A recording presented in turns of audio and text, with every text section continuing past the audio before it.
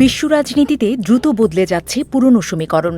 যুক্তরাষ্ট্র চীন প্রতিদ্বন্দ্বিতা, রাশিয়া ইউক্রেন যুদ্ধ, পশ্চিম এশিয়ার সংঘাত, বাণিজ্য প্রযুক্তি নিয়ে বৃহৎ শক্তিগুলোর প্রতিযোগিতা, সব মিলিয়ে আন্তর্জাতিক রাজনীতি এখন গভীর মেরুকরণের মধ্য দিয়ে যাচ্ছে। এমন পরিস্থিতিতেই আগামী 12 ও 13 সেপ্টেম্বর নয়াদিল্লিতে বসছে ব্রিক্সের অষ্টাদশ শীর্ষ সম্মেলন। 2026 সালে জোটটির সভাপতির দায়িত্বে রয়েছে ভারত। ব্রিক্সের সবচেয়ে বড় বৈশিষ্ট্য হল একই জোটে থাকা দেশগুলোর মধ্যেই রয়েছে নানা ধরনের দ্বন্দ্ব ও স্বার্থের সংঘাত। একদিকে চীন ও ভারত একই সংগঠনের সদস্য, অন্যদিকে সীমান্ত, বাণিজ্য, প্রযুক্তি ও আঞ্চলিক প্রভাব বিস্তার নিয়ে তাদের মধ্যে দীর্ঘদিনের প্রতিদ্বন্দ্বিতা রয়েছে। এশিয়ায় নিজেদের প্রভাব বাড়ানো নিয়েও দুই দেশের মধ্যে প্রতিযোগিতা ক্রমেই স্পষ্ট হচ্ছে। আবার রাশিয়ার সঙ্গে ভারতের দীর্ঘদিনের কৌশলগত সম্পর্ক থাকলেও যুক্তরাষ্ট্র ও ইউরোপের সঙ্গেও নয়াদিল্লির ঘনিষ্ঠতা বেড়েছে। ফলে একই সময়ে ভারতকে রাশিয়া, চীন ও পশ্চিমা শক্তিগুলোর সঙ্গে ভিন্ন ভিন্ন স্বার্থের সমীকরণ সামলাতে হচ্ছে।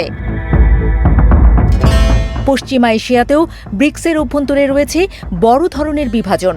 ইরান ও সংযুক্ত আরব আমিরাত একই জোটের সদস্য হলেও আঞ্চলিক নিরাপত্তা ও ভূরাজনৈতিক বিভিন্ন ইস্যুতে তাদের অবস্থান আলাদা। ইরানকে ঘিরে আরব দেশগুলোর উদ্বেগ এবং পশ্চিম এশিয়ার চলমান সংঘাত ব্রিক্সের ভেতরেও মতপার্থক্য তৈরি করছে।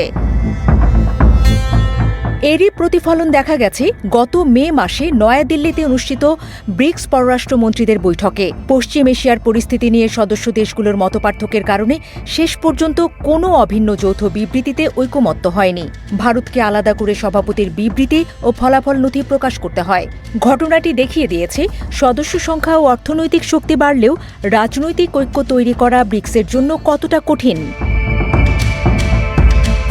বিশ্ব ব্যবস্থায় উন্নয়নশীল ও উদীয়মান দেশগুলোর প্রভাব বাড়ানো এবং আন্তর্জাতিক প্রতিষ্ঠানগুলোতে তাদের প্রতিনিধিত্ব জোরদার করায় সদস্য দেশগুলো একমত।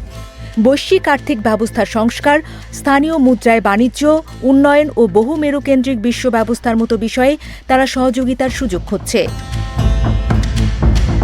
ব্রিক্সকে সরাসরি পশ্চিমা বিরোধী জোট হিসেবে দেখার সুযোগ সীমিত, বরং এটি এমন একটি মঞ্চ যেখানে পরস্পরের সঙ্গে প্রতিদ্বন্দ্বিতা থাকা দেশগুলো নিজেদের স্বার্থে একই টেবিলে বসছে।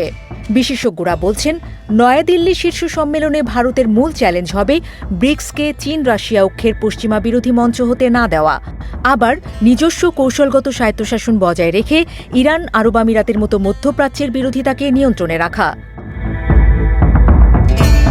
ব্রিক্স এখন এমন এক বৈচিত্র্যময় মঞ্চ যেখানে পারস্পরিক অবিশ্বাস ও তীব্র স্বার্থের সংঘাত বিদ্যমান। এই অচল অবস্থা ও বিভাজনের ভেতরেও সদস্য দেশগুলো কেবল বৈশ্বিক দক্ষিণের প্রতিনিধিত্ব এবং দর কষাকষির শক্তি বাড়াতে একসঙ্গে বসেছে। সেপ্টেম্বরের এই শীর্ষ সম্মেলন তাই শুধু একটি বৈঠক নয়, বহু মেরুকরণের বিশ্বে সংঘাত সামলে কার্যকর বহুপক্ষীয় কূটনীতি পরিচালনার বড় পরীক্ষা।